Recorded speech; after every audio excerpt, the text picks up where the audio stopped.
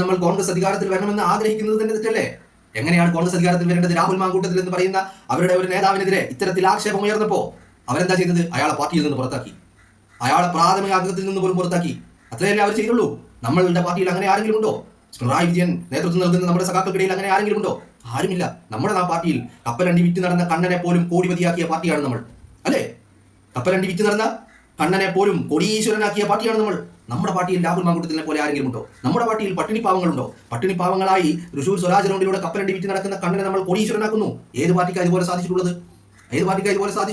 എന്തിന്? നമ്മുടെ പാർട്ടി സെക്രട്ടറിയായ നമ്മുടെ എല്ലാവരുടെയും പ്രിയപ്പെട്ട ബഹുമാനപ്പെട്ട ഗോവിന്ദൻ മാഷ്, ആ ഗോവിന്ദൻ മാഷിന്റെ മകൻ ലണ്ടനിൽ പോയിട്ട് അവിടെ UK-യിൽ പോയിട്ട് അവിടെ ബെഡ് സ്പേസ് ഷെയർ ചെയ്തുകൊണ്ട് കഷ്ടതകൾ അനുഭവിച്ച് ഒരുപാടധികം വേദനകളും യാതനകളും സഹിച്ച് അയാൾ വലിയ സമ്പാദ്യങ്ങൾ നീക്കിവെച്ച് ഒരു ചായ പോലും കുടിക്കാതെ, ഒരു കട്ടൻ ചായ പോലും, ഒരു പരിപ്പോട പോലും കഴിക്കാതെ അയാൾ തന്റെ സമ്പാദ്യങ്ങൾ മൊത്തം നീക്കിവെച്ച് ഇപ്പോൾ അയാൾ വലിയ